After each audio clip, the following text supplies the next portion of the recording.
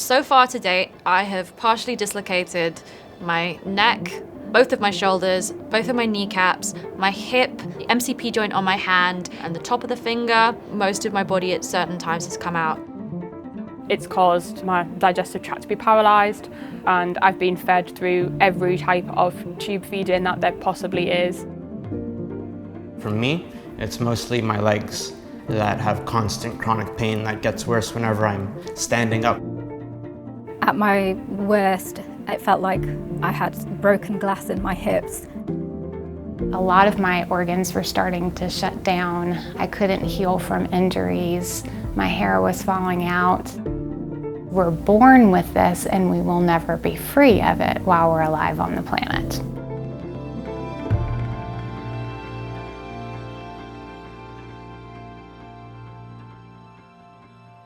You can think of the connective tissue as a glue that holds your body together.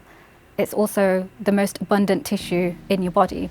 So if something goes wrong here, the effects can be systemic and they can also be pretty debilitating for the patient. The way it was described to me was that everyone is held together with super glue, and people with Ehlers-Danlos syndrome are held together by chewing gum. Typical symptoms include joint instability, tissue fragility, gastrointestinal issues, and difficulties with regulating your heart rate and blood pressure.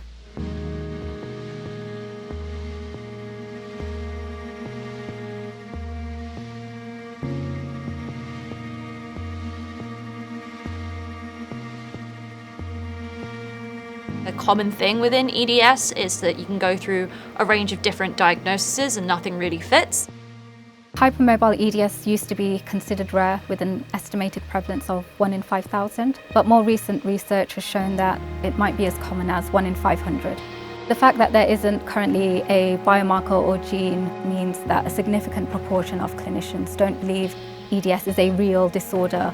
But as someone that lives with EDS, I know what I have is real, and what other patients have is also real. You start to doubt yourself, and so that can cause a lot of mental anguish on its own. I even attempted suicide twice because I felt there was no real hope for my future. The moment that I was diagnosed with Ehlers-Danlos syndrome was maybe one of the happiest moments of my life, even though it's an incurable, sometimes progressive condition. It really does affect everything. There's not an element of my body that actually functions normally. I spent just shy of 5 years as a hospital inpatient, and we basically progressed through the ladder of tube feeding. I was doing my uni degree from a hospital bed, and I look back and I often do wonder how I actually got through that period of time. I'm fed with special milk and a pump, and I'm connected to this 24 hours a day. That obviously has a massive impact on your life in so many different ways, not just physically, but emotionally, mentally, socially.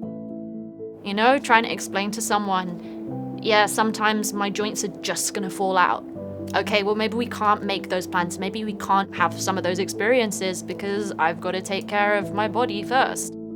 I have had to change a lot about my life. I was modeling when I was a teenager, and I was a singer for a while, and that involved standing in one spot in heels, and I realized that was something I was gonna have to give up. I've been out of school for over a year now because of health complications. And during that time, I've been really focusing on EDS advocacy projects. You can't win this fight alone. When your body's working against you, you need everyone around you to be working with you. A lot of us are finding our way through this together.